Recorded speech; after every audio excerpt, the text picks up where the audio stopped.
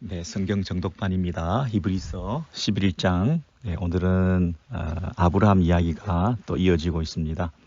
아브라함 이야기가 이전에 나왔었는데요. 갈 바를 알지 못하고 부르심을 받아서 8절에 보시면 믿음으로 아브라함은 부르심을 받았을 때에 순종하여 장래 기업으로 받을 땅에 나갈새 갈 바를 알지 못하고 나갔으며 그랬죠. 여기서 먼저 갈 바를 알지 못하고 순종했던 언제요? 부르심 받았을 때 첫 번째 부르심 받았을 때 그가 믿음을 보였습니다. 그렇죠? 네. 그리고 약속의 땅에 들어갔어도 처음에는 갈 바를 알지 못하고 어디로 가는지도 모르고 부르심 받았을 때 어디로 가는지도 모르고 믿음으로 순종하고 갔죠. 예. 그런데 목적지에 도착했어도 약속의 땅에 들어갔어도 어떻게 했습니까? 약속한 땅에 우거하여 외방에 있는 것 같이 낯설은 이방 땅에 있는 나그네와 행인처럼 그곳에 정착하지 않고 3대가 아브라함, 이삭, 야곱이 함께 텐트 치고 임시적으로 믿음으로 살았다 그랬죠. 그 땅에서도 믿음으로 살았다 그랬습니다. 그리고 그가 믿음으로 죽었습니다. 네, 언제 죽었습니까? 10절에 보시면 이는 하나님의 경영하시고 지으실 터가 있는 성을 바랐습니다. 그래서 사라의 믿음과 함께 12절에 보시면 죽은 자와 방불한 한 사람, 그쵸?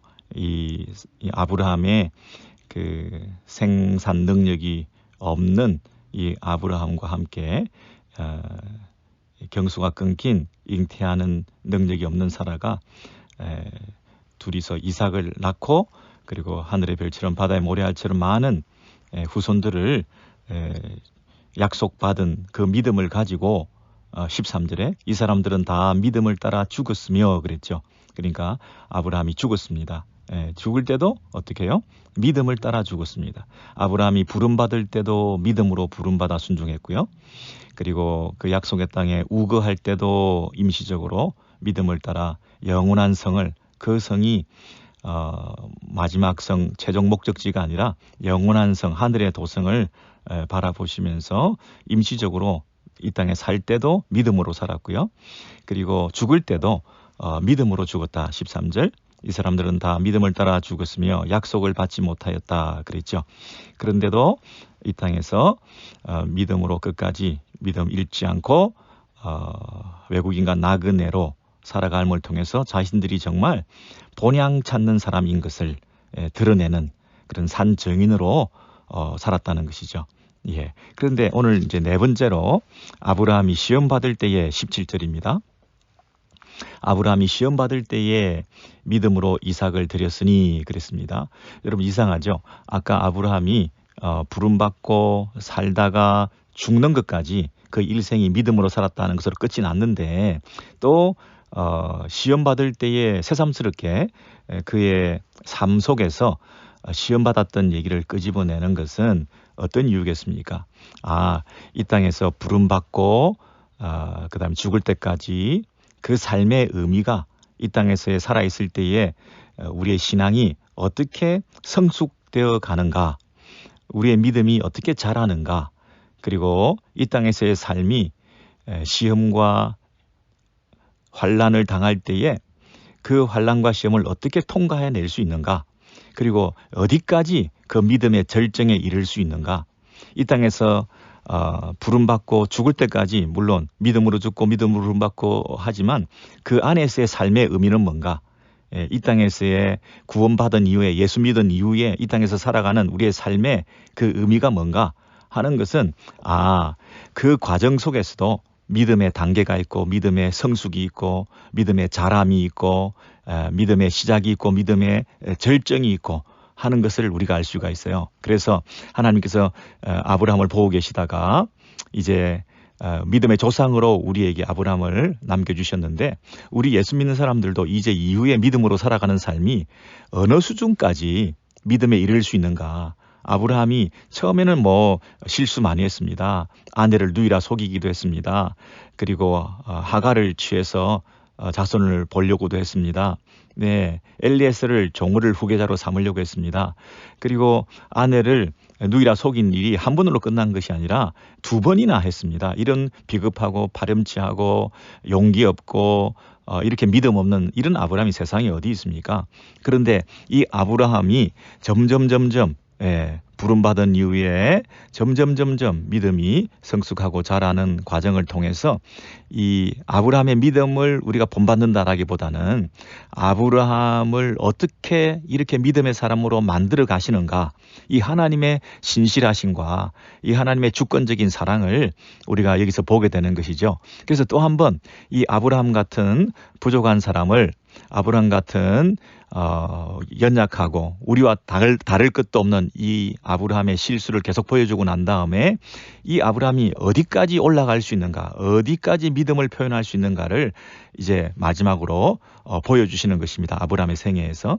자, 17절입니다. 아브라함은 시험 받을 때에 믿음으로 이삭을 드렸으니 저는 약속을 받은 자로되 그 독생자를 드렸느니라. 여러분 여기 보면 시험 받을 때가 뭡니까? 아브라함이 창세기 22장에 우리가 잘 알다시피 이삭을 바치라. 100세 얻은 아들을 번제라는 건 뭡니까? 각을 뜨고 불에 태우고 그래서 아들을 바쳐라 하는 그런 시험을 받을 때에 그 시험을 통과하는데 믿음으로 이삭을 드렸다 그랬습니다. 예. 그런데요, 17절 하반절에 저는 약속을 받은 자로되 그 독생자를 드렸느니라 그랬습니다. 이게 무슨 말일까요?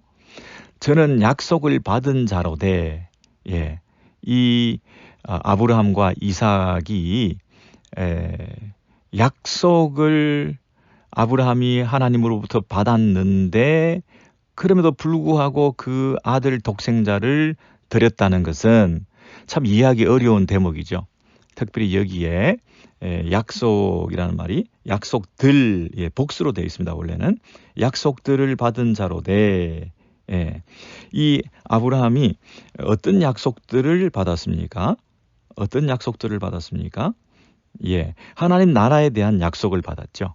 예, 하나님께서 아브라함을 통해서 이삭을 주시고 그 이삭을 통해서 하나님 나라를 이끌어 가실 것이다 하는 약속들을 여러 번 받은 거죠. 이 이삭에 대한 약속이라 해도 과언이 아니죠.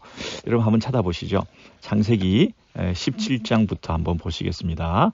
예, 여러분 조금 이 히브리서가 결국 창세기 원래 원문으로 원래 사건으로 돌아가야 이게 제대로 이해가 되니까요. 여러분 잘 아시겠습니다만은 창세기 17장 네, 우리 19절을 보시겠습니다.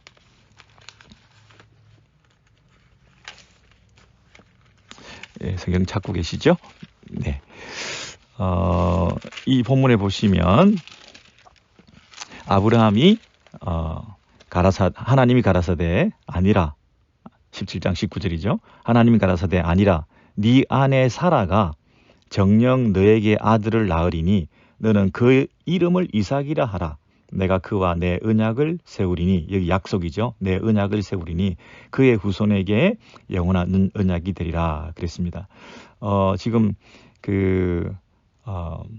이스마엘, 하갈 여종을 통해서 태어난 그 이스마엘을 통해서 이 약속이 이어지는가 이렇게 생각을 했더니 하나님께서 아니라 그렇게 말씀하시며 네 아내 사라가 정녕 내게 아들을 낳으리니 그 이름을 이삭이라.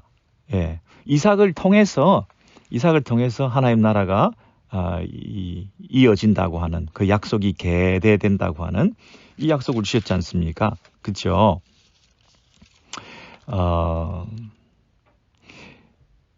그런 맥락에서 지금 오늘 그 말씀이 이해가 되셔야 되겠죠. 예. 아브라함이 약속을 한 번 더 보시죠. 21장 12절에 보시면 창세기 21장 12절에 보시면 하나님이 아브라함에게 이르시되 네 아이나 네 여종을 위하여 근심치 말고 사라가 내게 이른 말을 다 들으라. 이삭에게서 나는 자라야 내 씨라 칭할 것임이니라 그랬잖아요. 그러니까 하나님 나라에 대한 약속을 아브라함이 받았는데 아브라함은 지금 아무 후손이 없습니다. 자기가 상속자가 없는데 어떻게 나라가 이어질 수 있습니까? 그래서 자기는 죽을 때가 다 돼가니까 상속자를 다른 사람들로 대체시켜 보았는데 하나님께서 이삭을 통해서 그 일을 하시겠다. 이삭이 약속의 후사다. 이렇게 말씀을 여러 번 해주셨잖아요. 예, 그래서 아까 다시 히브리서로 돌아와 보시죠. 창세기 22장을 우리가 곧 또 한번 보겠습니다만은 일단 다시 돌아가서 보시면 히브리서 11장의 17절입니다. 아브라함은 시험을 받을 때에 믿음으로 이삭을 드렸으니 저는 약속을 받은 자로되 그 독생자를 드렸느니라 그랬잖아요. 이게 너무나 쉽고 아무 문제가 없게 읽혀지시면 안 됩니다. 저는 약속을 받은 자로되 그 독생자를 드렸다는 말이 무슨 말입니까? 이삭을 통해서 이삭만이 약속의 후사다 하는 것을 우리가 여러 번 확인했는데도 불구하고 그가 그 하나밖에 없는 아들 이삭을 드렸다는 것은 대단한 믿음이라는 거죠. 왜냐하면 그 후대가 끊기잖아요. 다른 여종의 아들을 통해서 다른 종의 아들을 통해서도 그게 되는 게 아니잖아요. 이삭을 통해서만 되는 거잖아요. 약속들을 받은 자로되 그 독생자를 그 이삭을 드렸다는 얘기는 그러면 이삭이 아니면 이 약속이 무산되는데 어떻게 이 이삭을 드리란 말인가? 예? 이해가 안 되죠. 계산이 안 되죠. 아니 단순히 내가 노년에 낳은 아이라서 이 손주 보는 것 같이 아들을 봤으니 손주도 그렇게 귀하고 우리가 만면에 미소가 띄어질 정도로 즐거운 대상인데 그 나이에 손주도 아니고 아들을 봤으니 그 아들에 대한 집착과 애정과 사랑이 얼마나 컸겠습니까? 그런데 그 아들을 잃어버린다, 그 아들을 죽인다, 그 아들을 떠나보낸다 하는 상실감과 슬픔과 이런 좌절 이것 때문에 아브라함이 얼마나 처음에는 힘들었겠습니까? 근데 그 힘듦에도 그 슬픔에도 불구하고 그 아들을 드렸다. 나의 아픔을 진정시키면서 내 살점이 떨어질 것 같은 내가 차라리 죽고 말아야 될 것 같은 이런 고통을 참고 아들을 드렸다. 이게 아브라함의 믿음이라기보다는요. 아브라함 믿음이라는 게 하나밖에 없는 걸 내가 바치는 그 인간적인 슬픔 그것을 믿음으로 극복했다라기보다는요. 그거보다는 하나님 나라를 이제 상속받은 이 아브라함이 자신으로부터 이 하나님 나라가 시작되는데 그 하나님 나라를 이어가기 위해서 이런 방법 저런 방법 다 동원했지만 하나님께서는 이삭을 통해서 그 일을 한다라고 약속을 해주셨기 때문에 이 이삭이 제거되고 없어지면 이 나라는 어떻게 될 것인가? 이 나라가 끊어지고 이 나라가 이어지지 않고 내가 부르심 받은 이 모든 인생이 내가 하나님 나라를 붙들고 하나님 약속을 믿고 살아온 삶이 무산되고 이것이 물거품이 되는 이런 데 대한 본인의 그 이해할 수 없음 이것이 주는 충격 자기 인생을 걸고 믿음으로 살아왔던 부르심 받은 이후에 달려왔던 자신의 그 믿음의 삶이라는 것이 아무것도 아닌 이런 것으로 끝나고 말 것에 대한 두려움과 그것에 대한 회의와 의심이라고 말할 수 있죠. 그런데 아브라함이 그럼에도 불구하고 이삭을 죽여서 이것이 하나님 나라가 무산된다고 하는 것에 대한 자기 계산을 그것을 내려놓고 하나님을 더 신뢰하고 믿음으로 하나님을 신뢰함으로 이삭을 바쳤다는 거예요. 이게 큰 믿음이라는 겁니다, 여러분. 이게 포인트입니다.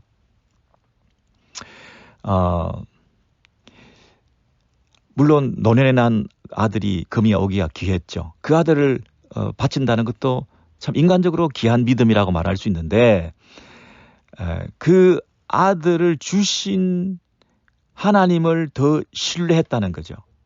그 아들도 귀하지만 그 아들을 주신 하나님을 내가 더 믿기 때문에 이 아들이 아니면 안 된다고 생각했는데, 이 아들이 아니면 하나님 나라가 무산된다고 생각했는데, 이 아들이 하나님 나라를 이어가는데 결정적으로 중요한 아들이기 때문에 이 아들을 귀하게 생각했었는데, 어느덧 이 아들이 우상이 돼버린 거죠. 예. 근데 하나님께서 그 아들을 그렇게 귀하게 여기는 아브라함에게 찾아오셔서 그 아들을 내놔라라고 시험하신 거죠. 연단하신 거죠.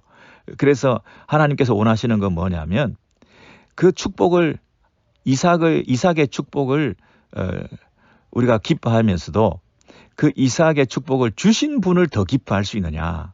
하나님 나라를 이삭 없이는 안 된다라고 하는, 이삭 없이는 아무것도 안 된다라고 하는 이런 수준에까지 이르러 있는 이 아브라함에게, 이삭에게 완전히 모든 것을 다 걸고 있는 이 아브라함에게 하나님께서 정말 나한테 모든 걸 걸었느냐, 이삭이 아니라 이삭을 주신 하나님께 모든 것을 걸었느냐, 이것을 지금 하나님께서 시험하고 아브라함의 믿음을 연단하고 계시는 것이죠. 아브라함까지도 하나님께서 우리에게 믿음의 절정으로 요구하시는 것이 뭔지를 한번 잘 생각해 보세요, 여러분. 네, 그 얘기가 18절에 나와 있잖아요. 자, 18절 보세요. 히브리서 11장 18절. 저에게 이미 말씀하시기를 네 자손이라 칭할 자는 이삭으로 말미암으리라 하셨으니, 그랬잖아요. 예, 자손은 이삭으로 말미암을 것이다. 다른 대안이 없다. 이삭을 통해서만 그게 가능하다. 그러면 해결점이 뭡니까? 이삭을 통해서만 가능한데 이삭을 바쳐라 그러면, 이삭으로만 생명이 이어진다고 그랬는데 지금 이삭을 죽여라 그러면, 그러면 방법은 뭔가요? 19절.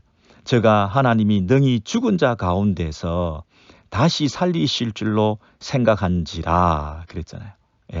여러분, 죽은 자 가운데서 다시 살리실 줄로 생각한 이것이 부활신앙이고 이 아브라함의 믿음의 절정이라 이렇게 말할 수 있죠. 여러분, 죽음은 끝입니다. 죽음은 절망입니다. 죽음은 모든 것에 더 이상 방법이 없는 것이, 인간적으로는 끝이라고 생각하는 그 지점에 믿음이 빛을 발하는 거죠. 모든 게 끝이라고 하는 그 순간에 여러분께서 과연 믿음을 드러내 보일 수 있는가? 이게 신앙의 이 아름다움이라는 것입니다. 여러분, 신앙은 뭐 손에 보이고 손에 잡히고 눈에 보이고 다 계산되고 어느 정도 계산이 나오면 그걸 보고 믿음이다 이렇게 말하지 않습니다. 이게 절망이다, 방법이 없다, 끝이다. 그때에 정말 우리가 믿음이 있는가? 참으로 귀한 아들 이삭이 아니면 하나님 나라가 끝이다 라고 생각했던, 지금까지 살아왔던 그 약속을 붙들고 믿음으로 살아왔던 아브라함의 생애가 참 의미 없게 허무하게 끝난다. 근데 아브라함이 어느덧 그 이삭을 붙들고 이삭이 아니면 안 된다, 이 아들이면 안 된다 라고 생각할 때 하나님께서는 뭘 요구하신다고요? 이삭이 하나님 나라를 끌고 가냐? 이삭이 있어야 하늘의 별처럼 바다의 모래알처럼 자손이 많아지냐? 이삭이 연결고리가 돼서 하나님 나라가 이어지는데 이삭이 아니면 연결고리가 끊기냐? 이삭을 주신 분을 생각해라. 이삭보다 이삭을 주신 분을 생각해라. 복보다 복의 근원이고 복의 기원이 되시는 복을 주시는 분을 생각해라. 그분에 대한 신뢰가 있냐? 너는 지금 이삭을 붙들고 있는데 정말 이삭을 주신 하나님을 더 붙들 수 있느냐? 하늘의 별처럼 바다의 모래알처럼 자손이 많아지게 만드는 것은 이삭 때문에 그게 가능하냐? 하나님의 축복으로 가능한 것이냐? 여러분, 이 질문을 드리는 것입니다. 그랬을 때 이 아브라함이 가질 수 있는 결론은 뭐냐면, 하나님께서 나에게 이 이삭을 내어놓으라 하시는 그 시험의 의도를 간파하시고 이 이삭을 죽였으라도, 그러나 이삭을 통해서 하나님 나라는 이어진다 하셨기 때문에 이삭을 다시 살리실 것에 대한 그 하나님에 대한 신뢰를 가지고 이삭을 바치기로 결단한 거죠. 여러분, 이거 굉장히 그냥 창세기 22장 이삭 번제 사건을 단편적으로 보면 좀 이해할 수 없는, 좋은 것을 줬다가 뺏어가시고 100세의 아들을 주셨다가 이 아들 대하시 내놔라 하고 하는 이런 심술구전 이 하나님으로 우리가 생각할 수 있지만 우리의 믿음의 정상에 이를 수 있도록 단련하시고 연단해 가시는 이 하나님이 우리를 향한 사랑, 그 믿음이 어디까지 표현될 수 있는가, 이것을 믿음의 조상인 아브라함에게 보여주심으로써 이제 후대에 우리들도 우리의 믿음은 어떤 믿음인가, 우리 믿음의 성격은 무엇인가, 어디까지 우리가 믿을 수 있는가, 우리가 과연 지금 붙들고 있는 게 이삭인가 아니면 이삭을 주신 하나님인가, 이런 부분에서 점검하게 해주신 거죠. 네. 네, 여기서 우리 다시 창세기 22장 원래 이 사건의 본문으로 돌아가 보겠습니다. 좀 왔다 갔다 하는데 여러분께서 창세기 22장 그러면 아브라함이 부활에 대한 믿음이 있었다. 이 시험을 통과할 수 있는 키가 아브라함 안에 있었던 죽은 자를 다시 살리시는 하나님에 대한 믿음이 있었다. 이삭을 통해서 하나님 나라는 이어진다 그러는데 그 약속을 여러 번 받았는데 하나님께서 그 이삭을 바쳐라 그렇게 말씀하셨다는 것은 아브라함 안에 그 이삭에 대한 사랑이 너무 컸던 것 아닌가 이런 생각도 들어요. 하나님께서 갑자기 아브라함을 시험하셨겠습니까? 아브라함을 지켜보시다가 노년에 얻은 이 아들 이삭에 대한 그 사랑이 너무나 커서 이삭을 붙들고 마치 하나님처럼 우상처럼 이렇게 생각하고 있었던 그 아브라함에게 찾아오셔서 과연 나를 더 사랑하냐, 과연 나를 더 사랑하냐, 그걸 물어보고 싶으셨던지도 모르겠어요. 그래서 이 이야기의 결론이 어떻게 나느냐 하면 여러분 22장 12절 보시면 사자가 가라사대 이 아이에게 손대지 마라. 아무 일도 그에게 하지 말라. 네가 네 아들 네 독자라도 내게 아끼지 아니하였으니 내가 이제야 네가 하나님을 경외하는 줄을 아노라 그랬잖아요. 여러분 참 이 냉정하다고 할까요? 아니면 우리의 마음을 깨뚫고 보고 계신다 그럴까요? 하나님이 정말 우리에게 받기를 원하시는 것은 물질이나 또는 뭐 심지어 아들이나 이런 게 아니라 하나님에 대한 우리의 경외심, 우리 마음을 하나님을 정말 사랑하는가, 하나님을 최우선순위에 두는가, 하나님 아니면 아무것도 아니라고 하는 그런 믿음을 우리 안에서 보기를 원하시는 거잖아요. 내가 이제야 네가 하나님을 경외하는 줄을 아노라. 여러분 이게 아들 바치면 이제 하나님 경외한다. 이렇게 잔혹하신 하나님이다. 이런 뜻이 아니고요. 좋은 걸 다 바치면 그래 이제 하나님 경외하는구나. 그런 뜻이 아니겠죠. 그동안 아브라함이 하나님을 경외하지 않았겠습니까? 그동안 하나님을 아브라함이 믿지 않았겠습니까? 다른 우상을 섬겼습니까? 아닙니다. 하나님을 섬기고 예배하고 아브라함이 얼마나 잘했겠습니까? 그런데 이삭을 낳은 이후에 이 아브라함의 마음속에 이 하나님에 대한 그 사랑, 하나님만을 이삭이 없어도 하나님을 더 생각하는 이런 그 우선순위에 있어서 하나님께서 내가 이제야 네가 하나님을 경외하는 줄을 아노라 이렇게 말씀하신 걸 보면 그런 부분에서 이 노년에 얻은 100세 이후에 얻은 이 아들에 대한 그 아브라함의 사랑은 정말 대단했겠구나. 이해가 되죠. 우리도 충분히 이해가 됩니다. 되는데 하나님께서는 그 부분에서 한번 점검하기를 원하셨는데 그 아들을 내어 낳아야 된다 하는 그 당면한 그 하나님의 명령 앞에 아브라함이 즉각적으로 순종했다는 게 귀한 일이죠. 하나님께서 아브라함을 시험하려고 부르셨을 때에 모리아산으로 가라 할 때 도망가지 않고 아들 데리고 멀리 타주로 한국으로 도망가지 않고 아프리카에 숨어들지 않고 이 아들을 어떻게 죽이란 말입니까 하고 그 아들을 감싸고 있지 않고 이 시험의 의미를 잘 파악했던 것 같아요. 그런데 결정적으로 이 아들을 정말 잃어버리지 않을 수 있는 길은 하나님께 드림으로써 다시 받는 길, 그 길을 택한 거죠. 이 아들을 붙들고 도망가는 것으로 아들을 세이브하려고 한 게 아니고 아들을 하나님께 온전히 올려드림으로써 그 아들을 다시 살리셔서 이 아들을 통해서 여전히 일하시는 하나님을 더 신뢰하기로 했던 이 믿음의 절정. 예, 그 안에 뭐가 있다고요? 예, 부활 신앙이 있다는 거 아닙니까?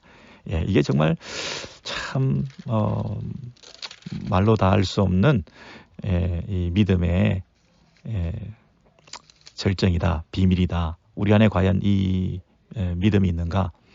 이 믿음은 자꾸만 제가 오해하실까봐 두 번, 세 번 말씀드렸는데요. 아들을 죽여야 우리에게 믿음이 있다는 게 아니라, 우리에게 있는 가장 그 귀한 이삭과 같은 존재를 우리가 그 이삭을 주신 하나님을 더 신뢰하며 믿음으로 사는가, 그 부분을 지금 점검하기를 원하신다는 거죠. 그 아브라함과 우리는 좀 다를 수가 있습니다.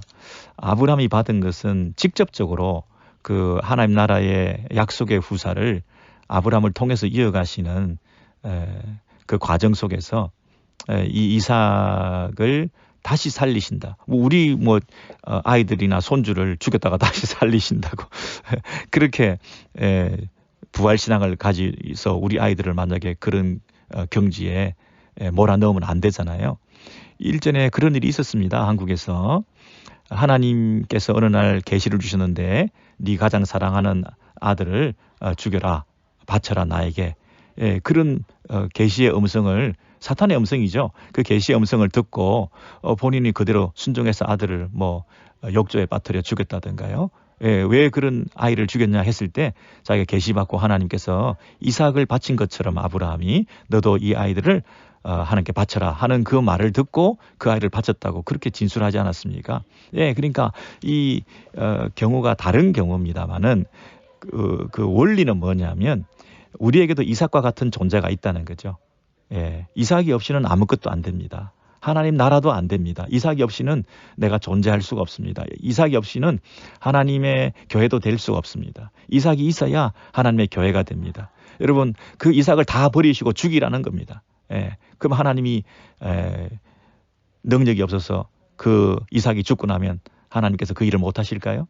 아닙니다. 우리에게 원하는 것은 그 이삭을 진정 하나님께 참으로 바칠 때에 새로운 이삭으로 돌아오게 된다는 거죠. 언제 여호와 이레, 언제 하나님께서 준비해 주십니까? 우리가 헌신했을 때, 이삭을 바쳤을 때 그때 하나님이 여호와 이레가 되시는 것이지, 우리가 진짜 바치지 않고 바치는 신용만 했는데 그 여호와 이레가 하나님의 우리를 향하신 그 인도하심과 책임지시는 하나님의 전능성과 신실성이 우리에게 나타나지 않는 거죠. 진정한 참된 헌신이 있을 때 이제야 네가 나를 경유하는 줄을 아노라 하시면서 그 하나님께서 이제 우리의 남은 삶을 축복하시고 책임져 주시고 우리가 생각하지 못했던 방법으로 길을 열어주시고 수양을 준비해 주시고 죽은 자를 살리시고 하는 그런 일들이 일어나는 거죠. 우리가 아들을 이삭을 아끼지 않고 바칠 수 있을 때에 이제 하나님께서 당신의 아들을 아끼지 않고 우리에게 주시는 거잖아요. 이 비밀을 깨달으셔야 됩니다. 하나님께서 당신의 독생자를 아끼지 않고 주시는 그 예수 그리스도를 우리가 믿음으로 구원받은 이 놀라운 축복을 우리가 받게 되지 않았습니까? 그런 면에서 다시 창세기 22장을 보시면 아브라함이 정말 부활신앙이 있었을까? 부활신앙으로 이삭을 다시 살리실 것이라고 하는 하나님에 대한 믿음으로 그 이삭을 바치고 이삭을 통해서 일하셔야 되는데 이삭은 바쳐야 되는 이 퍼즐을, 이 수수께끼를 어떻게 이 모순을 해결했는가? 아브라함이 죽은 자를 다시 살리실 하나님에 대한 믿음이 있었다. 제가 여러 번 말씀드렸습니다만은 오늘 창세기 22장 5절 같은 데를 보면 창세기 22장 5절 같은 데 보면 이에 아브라함이 사환에게 이르되 너희는 나귀와 함께 여기서 기다리라. 내가 아이와 함께 가서 저기 가서 경배하고 너희에게로 돌아오리라 그랬습니다. 여러분 5절에 보시면 사환이 있었는데 그 사환은 이곳에 두고 그 다음에 아브라함과 이삭은 떠나서 그 모리아산 꼭에 올라가서 번제를 드리고 오겠다 하고 할 때에 내가 아이와 함께 저기 가서 경배하고 너희에게로 돌아오리라 할 때요. 이 원래 원문을 보시면 이제 우리가 아이와 함께 나와 아브라함이 죄송합니다. 아브라함과 그 이삭이 함께 가서 경배하고 돌아오는 것도 함께 돌아오는 것으로 되어 있습니다. 아이와 함께 가서 함께 돌아오리라. 그렇죠? 만약에 번제를 드리면 혼자 돌아와야 되지 않습니까? 그렇죠? 근데 함께 돌아오겠다 이렇게 말할 때 벌써 아브라함 마음속에는 다시 살아날 것이다. 하나님께서 준비해 주실 것이다. 하나님께서 예비해 주신 것이 있다 하는 것에 대한 믿음을 가지고 있었던 것이죠. 그래서 6절에 보시면 아브라함이 이에 번제나무를 취하여 그 아들 이삭에게 지우고 자기는 불과 칼을 손에 들고 두 사람이 동행하더니 그랬습니다. 여러분 여기서 아브라함의 그 심정은 하나님의 마음이죠. 아들을 바치는 하나님인 아버지의 그 마음을 아브라함이 조금이나마 느껴볼 수 있는 거죠. 이 창세기 22장은 무엇을 우리에게 계시해야 하십니까? 아들을 바치시는 하나님의 사랑을 여기서 계시하고 있습니다. 아브라함의 믿음을 우리가 배우면서도 동시에 하나님이 자신이 얼마나 우리를 사랑하시는가. 그 아브라함이 아들을 바치고 이삭을 번제나무에 취해서 불과 칼을 손에 들고 하는 그 십자가를 지우고 아들을 죽이기 위해서 골고다 산으로 가실 때에 그 하나님께서 지켜보시며 동행하셨던 그 심정을 우리가 느끼게 되는 거죠.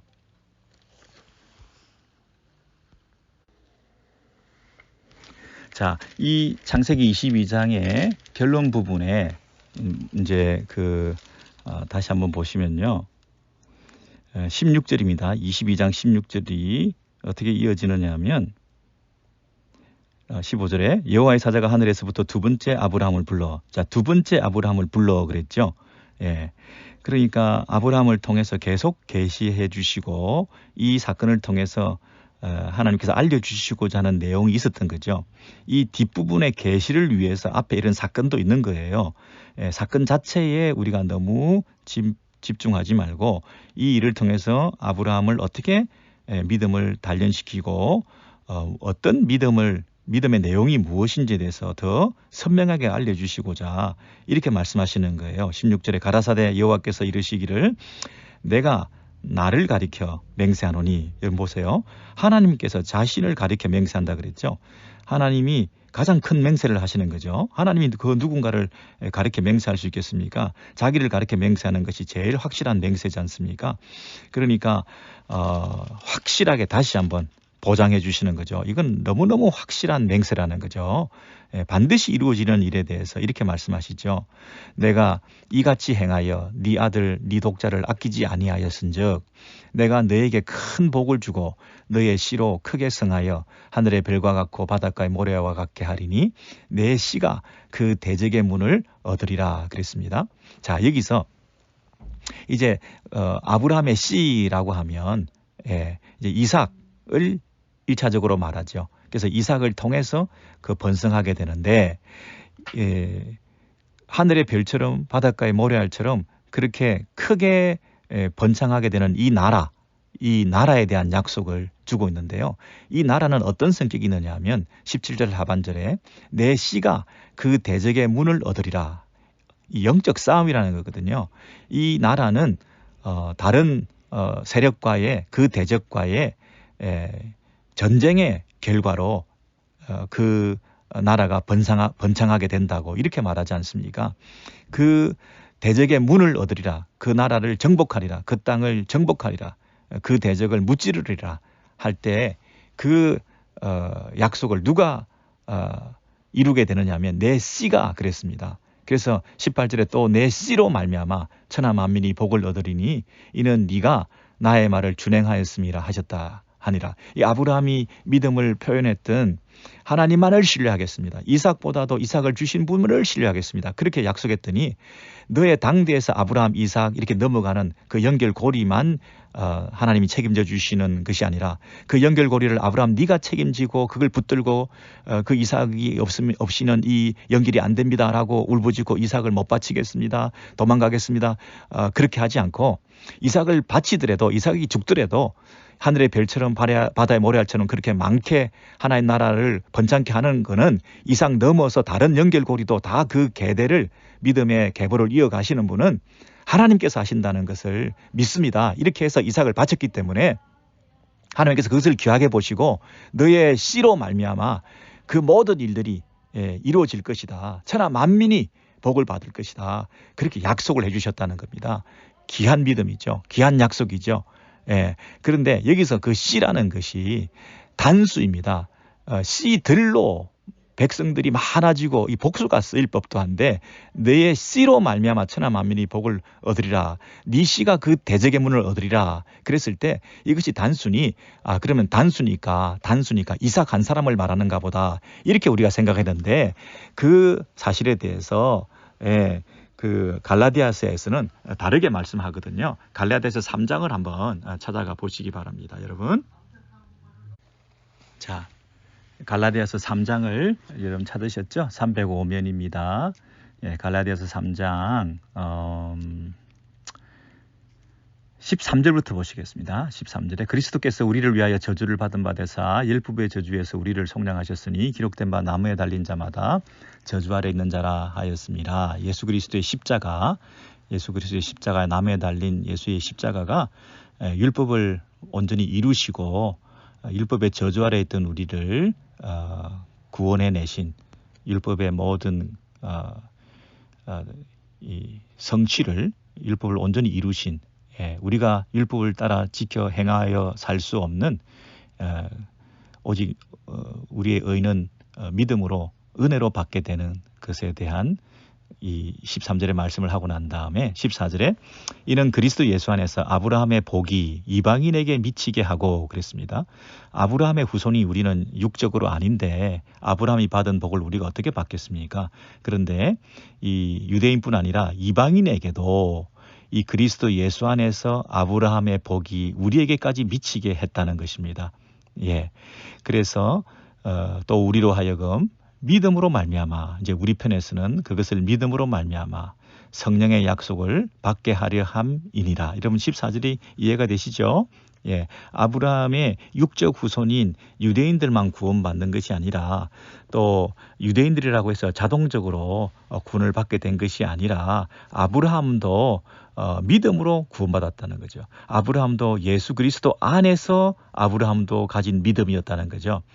아브라함이 예수를 믿었다 이렇게 얘기를 하면 조금 그 오해 소지가 있지만 아브라함도 예수를 믿었다라고 해야 할 정도로 복음을 똑같이 우리와 공유했다는 것이죠.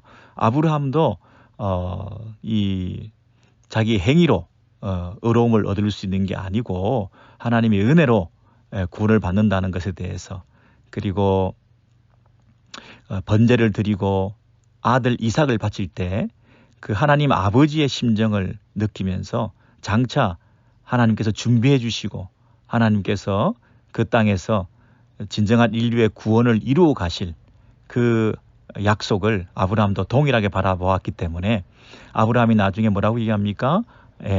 장차 오실 것에 대해서 바라보고 기뻐하고 즐거워했다. 그렇게 말하지 않습니까? 그죠? 그래서 아브라함은 정말 이 신약 시대를 바라보면서 예수 안에서 얻게 될 그 구원에 대해서 우리와 똑같은 믿음을 가졌다 이렇게 말할 수 있습니다. 자, 그런데 16절에 보시면 이 약속들은 아브라함과 그 자손에게 말씀하신 것인데 아까 창세기에서 제가 22장에서 봤죠. 아브라함과 그 자손에게 말씀하신 것인데 여럿을 가리켜 그 자손들이라 하지 아니하시고 오직 하나를 가리켜 네 자손이라 하셨으니 그렇죠.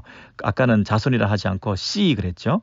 네 씨가 이 모든 일을 이룰 거다. 이 씨가 대적의 문을 얻을 것이다.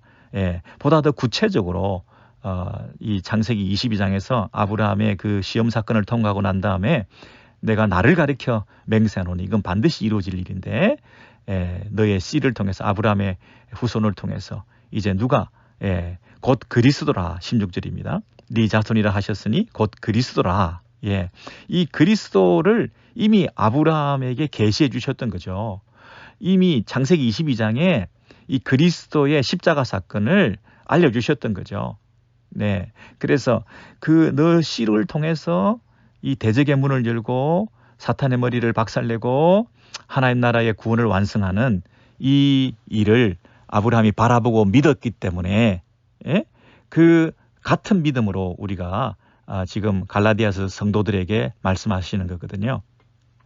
자, 여러분 로마서만 한 번 더 살펴보고 마무리하겠습니다. 로마서 4장에 보시면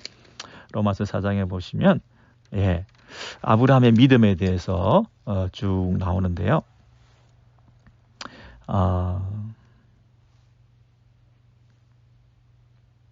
243면인가요? 아브라함의 믿음에 대해서 이렇게 말하고 있습니다. 17절이네요. 17절. 16절부터 제가 읽어드리겠습니다. 로마서 4장 16절. 그러므로 후사가 되는 이것이 은혜에 속하기 위하여 믿음으로 되나니 이는 그 약속을 그 모든 후사에게 굳게 하려 하심이라. 율법에 속한 자에게뿐 아니라 아브라함의 믿음에 속한 자에게 도니 아브라함은 하나님 앞에 우리 모든 사람의 조상이라. 우리 모든 이방인을 포함해서 우리 모든 사람들의 조상인 아브라함이 가진 그 믿음은 어떤 믿음이에요? 17절에 기록된 바 내가 너를 많은 민족의 조상으로 세웠다 하심과 같으니 그의 믿음 바 하나님은 죽은 자를 살리시며 없는 것을 있는 것 같이 부르시는 이시니라. 없는 것을 있는 자 같이 죽은 자를 살리시며 없는 것을 있는 것 같이 부르시는 이시니라. 18절 아브라함이 바랄 수 없는 중에 바라고 믿었으니 이는 네 후손이 이 같으리라 하신 말씀대로 많은 민족의 조상이 되게 하려 하심을 인함이라. 그가 백세나 되어 자기 몸에 죽은 것 같음과 사라의 태에 죽은 것 같음을 알고도 믿음이 약하여지지 아니하고 믿음이 없어 하나님의 약속을 의심치 않고 믿음에 오히려 더 견고해져서 하나님께 영광을 돌려드리며 약속하신 그것을 또한 능히 이루실 줄을 확신하였으니 그러므로 이것을 저에게 의로 여기셨느니라.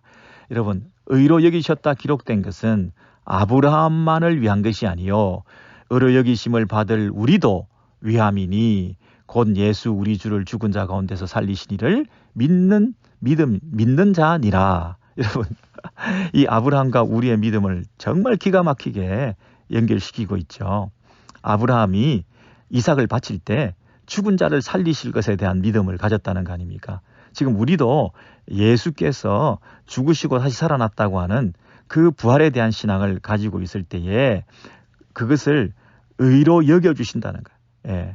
우리가 의로워서가 아니라 의로 여겨주시는 이 믿음을 의로 여겨주시는 그래서 우리가 의롭게 되는 이 방식으로 하나님께서 지금도 우리를 부르시고 계신다는 거죠. 그래서 다시 17절 보시면 하나님은 죽은 자를 살리시며 여러분 죽은 자를 살리시며 그 다음에 없는 것을 있는 것 같이 부르시는 이게 뭡니까? 아브라함의 믿음의 핵심이죠. 그 이삭 오늘 본문에 있는 히브리서 11장 17절 이하에 있는 그 본문의 내용은 어떻게 이삭을 바쳤냐? 그 아들을 어떻게 바쳤냐? 그 아들 이삭을 바치게 된 것은 죽은 자를 살리실 하나님에 대한 믿음, 그리고 없는 것을 있는 것 같이 부르시는 하나님에 대한 믿음이라는 거죠. 없는 것을 있는 것 같이 이건 본인이 벌써 경험했죠. 죽은 몸에서부터 무에서 유가 창조되었던 것을 자기가 아무 가능성도 없고 아무 능력도 없는 존재가 믿음으로 있는 것 같이 이삭을 주셨던 그 은혜를 경험했던 이 아브라함이 이제 죽은 자도 살리실 것이다 하는 데 대한 믿음을 가지고 이 구원을 의로 여기심을 받았다. 우리도 지금 예수께서 죽었지만 다시 살아나셨다. 우리는 예수와 함께 죽었다가 우리도 다시 살아난다. 우리가 죽으면 끝이다. 아니라 죽음 이후에 영원한 세상이 있고 죽음 이후에 부활의 새로운 세상이 있고 내 몸이 죽음으로 끝나는 것이 아니라 예수와 함께 다시 살고 하는 것을 내가 믿는다 하는 그 믿음을 우리가 의로 여겨주시는 하나님의 은혜로 우리도 아브라함과 똑같이 아브라함만 위한 것이 아니라 우리까지도 의로 여겨주신다 이렇게 연결시켜서 우리에게도 이 동일한 아브라함의 믿음을 가지기를 원하는 거죠. 네, 여러분 오늘 조금 잘 아는 본문이긴 하면서도 또 나름 어렵고 또 우리에게는 좀 감당하기 어려운 이런 시험이 될 수가 있습니다. 어느 날 이삭을 바쳐라 아브라함에게 찾아오신 그 배경을 한번 생각해 보십시오.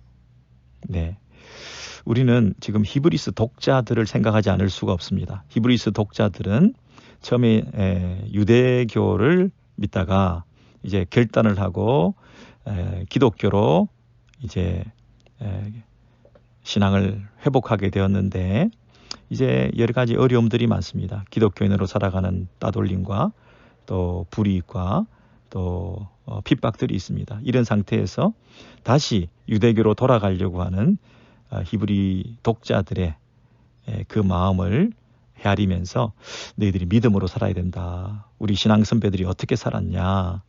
네, 지금 죽어도 다시 사는 길이 있다. 핍박받고 고난을 당하더라도 지켜야 될 너희 안에 그 믿음을 하나님께서 의로 여겨주신다. 행위로 구원받는 거 아니고 믿음으로 구원받는 건데 그 믿음이라고 하는 것은 굉장히 여러 가지 신앙 선배들의 이 교훈들을 히브리서 11장에서 쭉 살펴보면 참으로 이런 깊고 오묘한 그런 믿음의 비밀들이 있다. 그리고 하나님께서 정말 너희들이 하나님을 경외하는지를 알고 싶어한다. 하나님이 주시는 복에 관심이 있냐 아니면 하나님 나에 대한 관심이 있냐 이렇게 물으시면서 끝까지 충성하고 붙들고 나를 놓지 않고 믿음을 지키면 내가 여호와 이레 더 큰 것으로 준비해 주신다.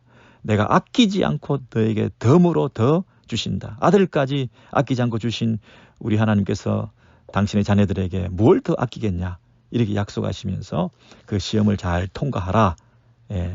너의 믿음의 조상 아브라함도 날마다 넘어지고 거짓말하고 인간적인 방법을 동원하고 살 길을 도모하고 그렇게 했지만 결과적으로는 이런 큰 믿음의 수준과 신앙의 어떤 절정에 이르는 이 아름다운 모습을 보임으로써 정말 그때야 나를 경외하는 줄 아노라 이렇게 칭찬하고 그 아들도 돌려받고 그 후대도 복을 받고 하는 그런 놀라운 일들이 일어났던 것처럼 너희가 한 고비만 참고 이 순간에 믿음을 지키고 심지어 죽는다 하더라도 끝까지 믿음을 지키고 죽으면 하나님께서 여호와 이레 되셔서 너의 삶을 끝까지 책임지시고 너의 후손들을 책임지시고 너의 후손들을 축복하시고 하나님께서 기억하실 것이다. 이런 약속을 주시는 거 아니겠습니까? 그랬을 때 히브리서를 받아든 독자들이 얼마나 위로가 되었고 새 힘을 얻을 수 있었겠습니까? 그죠? 네, 우리가 원하는 것을 얻어내기 위한 어떤 목적을 가지고 하나님을 신뢰하고 믿고 하나님을 심지어 이용하는 게 아니라 내 목적을 위한 신앙생활이 아니라 하나님과 신뢰관계를 맺는 것이 목적이 돼야 된다. 하나님과 전적인 하나님에 대한 신뢰를 회복하는 것이 내 목적이다. 이삭을 내 가장 소중한 것을 내어 놓으면서도 내가 하나님만을 신뢰합니다. 라고 말할 수 있는 그런 믿음으로 우리가 살아갈 때에 하나님께서 우리의 삶을 그렇게 내팽개 놓지 않으실 것이다. 내팽개 놓지 않으실 것이다. 내가 이제야 네가 하나님을 경외하는 줄 아노라. 이런 인정을 받고 하나님께서 칭찬하시는 그런 삶이 될 것이다. 여러분 아브라함이 믿음의 그 과정들이 있지 않았습니까? 성장하고 있지 않습니까? 점점 아브라함이 달라지고 있지 않습니까? 여러분 그 과정을 하나님께서 다 처음부터 하나하나 이렇게 성장 프로그램이 진행 중이다. 어떤 신앙의 어떤 신앙 교육의 커리큘럼이 다 있는 거다. 지금 우리를 향해서 하나님께서 어느 단계에 지금 와 있다고 생각하십니까? 점점 더 높은 레벨로 부르시고 내 심장을 내 심중에 있는 것을 깨뜨려 보시면서 우리를 시험하신다고 하실 때에 그 시험은 우리를 죽이려는 시험, 괴롭히려는 시험이 아니라 우리를 연단시키시고 성장시키시고 우리를 하나님의 백성답게 만들어 가시는 그런 사명으로의 부르심이라는 것을 우리가 믿고 정말 이 시험을 잘 통과하시는 여러분 되시기를 바랍니다. 그래서 야고보서에서는 이것을 믿음이라 하지 않고 행위로 구원받았다. 아브라함이 행위로 구원받지 않았느냐 이렇게 말합니다. 이삭을 드렸다는 것을 행위로 구원받았다 이렇게 말하면서 우리가 가지고 있는 이 하나님에 대한 적극적인 신앙, 행위로 표현될 수 있는 믿음, 믿노라 하면서도 행위가 없으면 죽은 믿음이다 했던 것처럼 우리의 삶 가운데 실제적으로 나타내 보일 수 있는 구체적인 실천과 순종의 삶을 살아가는 저와 여러분 되시기를 소원합니다.